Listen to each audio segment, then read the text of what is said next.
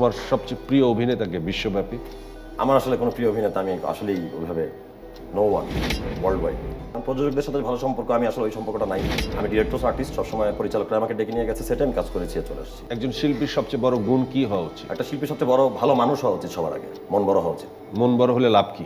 লাভ হচ্ছে একটা শিল্পী যখন শিল্প করবে, মন বড়টা তাকে হেল্প করবে সবকিছু ভাবতে, ডাইমেনশন তৈরি হবে, আউট অফ দ্য বক্স যেতে পারবে চিন্তাভাবনার দিক থেকে। অপূর্ব আর নিশোর ভেতর কাকে তোমার বেশি ভালো লাগে? ভালো সময় খারাপ সময় যেন সবাই আমাদের পাশে থাকে, সেটাই আমাকে পথে এগিয়ে যেতে সাহায্য করবে, এটাই। অভিনেতা হিসেবে যখন অভিনয় শুরু করলে তখন নিজের ভেতরে কি কি যোগ্যতা নিয়ে এই ইন্ডাস্ট্রিতে তুমি এসছো বলে মনে করো? আমার বেসিক ট্রেনিং এটা হয় ক্যারেক্ট কলেজে ক্লাস 7-এ, যখন আমি আমার সিনিয়র ভাইদের কাছে পানিশড হইতাম, যখন ভুল ডায়লগ দিতাম বা কোনো মুভ বলতাম। মঞ্চনাটক থেকে আমার শুরু আর কি, ক্লাস 7-এ।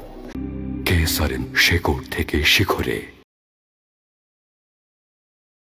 শুরুর দিকে কেমন ছিল জায়গা করে নেওয়ার সময়টা? কি যুদ্ধ হয়েছে? আলোচিত বা নোন হওয়াটা আমি বলতে পারবো 19 সাল আর 20 সালেই বেশি আলোচনায় আসা। এন্ট্রি নেওয়ার জন্য আমি সব ক্যারেক্টারেই রাজি হইতাম আর কি, আমি করেছি আর কি। 2-3টা সিকোয়েন্সের জন্য আমি সারাদিন কষ্ট করেছি। এখন তার সব ক্যারেক্টার করো না? অবশ্যই তাই। এখন তো চাইতে পছন্দ করবো না, কারণ এখন তো অপশনস বেশি, সব মানুষের তো সেই প্রমোশন হয় মানুষের প্রত্যেকটা চাকরি। যখন একটা নাটকে অনেকগুলো ছেলে থাকে তখন কি লিড রোল খোঁজো নাকি? আমি কখনো লিড রোল খোঁজা লোক না, এবং আমাকে কেউ হিরো ডাকলে আমি খুব স্বাচ্ছন্দ্য বোধ করি না। আমি ক্যারেক্টার আর্টিস্ট হিসাবে নিজেকে ভালোবাসি বলতে, এবং মানুষ ডাকলে খুশি হই। তোমার দৃষ্টিতে বাংলাদেশের এই সময়ে যারা টেলিভিশন ইন্ডাস্ট্রিতে কাজ করছে সবচেয়ে ভালো হিরোকে? আমার সিনিয়রদের, আমার যে কজনকে দেখি, আমার নিশো ভাই, অপূর্ব ভাই, সবার একটিং ভালো লাগে। অপূর্ব আর নিশোর ভেতর কাকে তোমার বেশি ভালো লাগে? নিশো ভাইকে। মোশাররফ এবং চঞ্চলের মধ্যে কাকে তোমার বেশি ভালো লাগে? মোশাররফ ভাইকে। জাহিদ হাসান এবং শহীদুজ্জামান সেলিমের মধ্যে কাকে তোমার বেশি ভালো লাগে? জাহিদ হাসান ভাই। পরিচালক প্রিয়কে? অনেকেই, কারণ এক একজনের বানানোর ধরন আলাদা। এর ভিতর যদি দুজনের নাম বলতে হয়? বলাটা টাফ, কারণ আমি তো যাদেরকে প্রিয় পরিচালক বলবো তাদের সাথে কাজ করার সুযোগই এখনো পাইনি। যখন সবার সাথে কাজ করা হবে, মানে যাদের সাথে এখন কাজ করছো কেউ তোমার প্রিয় না?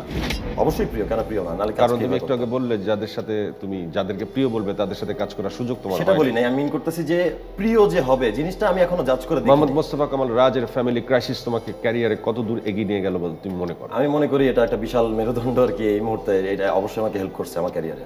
পরিচালকের সাথে ভালো সম্পর্ক কিংবা প্রযোজকের সাথে ভালো সম্পর্ক কিংবা কো আর্টিস্টদেরকে ভালোভাবে ব্যবহার করা কি একটি চরিত্রের এগিয়ে যাওয়ার জন্য নেপথ্যে কাজ করে? কাজ করে, কিন্তু আমার আসলে কয়েকটা জিনিস এখনো জানা নাই। যেমন প্রযোজকদের সাথে ভালো সম্পর্ক, আমি আসলে ওই সম্পর্কটা নাই। আমি ডিরেক্টর আর্টিস্ট, সবসময় পরিচালকরা আমাকে ডেকে নিয়ে গেছে, সেটা আমি কাজ করেছি, চলে আসছি। তোমার আগে বহু মানুষ বহু পরিচিত হয়েছে, বহু মানুষ হারিয়েও গেছে, কিন্তু যে যখন পরিচিত বা যে যখন সুপারস্টার হয় তার তখন ভাব চলে আসে। তোমার কতটুকু ভাব চলে আসে? আমি একটা জিনিস বিশ্বাস করি যে আল্লাহ তাকে সেটাই দেয় যেটা সে ডিজার্ভ করে। যে মানুষটা ধরে রাখতে পারে না, তার সেটুকু যোগ্যতা সে হারিয়ে ফেলে, তাই তাকে পায় না বা চলে যায়। ক্যারি করাটা অনেক টাফ। একজন শিল্পীর সবচেয়ে বড় গুণ কি হওয়া উচিত? একটা শিল্পীর সবচেয়ে বড় ভালো মানুষ হওয়া উচিত, সবার আগে মন বড় হওয়া উচিত। মন বড় হলে লাভ কি? লাভ হচ্ছে একটা শিল্পী যখন শিল্প করবে, মন বড়টা তাকে হেল্প করবে সবকিছু ভাবতে, ডাইমেনশন তৈরি হবে, আউট অফ দ্য বক্স যেতে পারবে চিন্তাভাবনার দিক থেকে। ইউটিউবে তুমি বিতর্কিত একটি ভিডিও দিয়েছিলে, খুবই বিতর্কিত।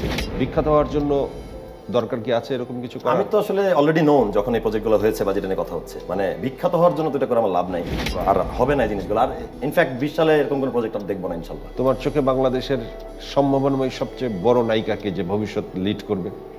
এটা বলাটা টাফ। তোমার সবচেয়ে প্রিয় অভিনেতাকে বিশ্বব্যাপী? আমার আসলে কোনো প্রিয় অভিনেতা আমি আসলেই ওইভাবে নো ওয়ান ওয়ার্ল্ড ওয়াইড। মানে আমি কারো ফ্যান না। কারো ফ্যান না তুমি? একটু ব্যতিক্রম না তুমি? মেবি এটা কোনো ইগোয়ের জায়গা থেকে বলা না, এটা হচ্ছে যে আমি অনেককেই পছন্দ। আমার জিনিসটা এক একজনের এক একটা টাইমে এক এক জিনিসে ভালো লাগে। তুমি এর সাথে কি বলতে চাও? ভালো সময় খারাপ সময় যেন সবাই আমাদের পাশে থাকে, সেটাই আমাকে পথে এগিয়ে যেতে সাহায্য করবে, এটাই।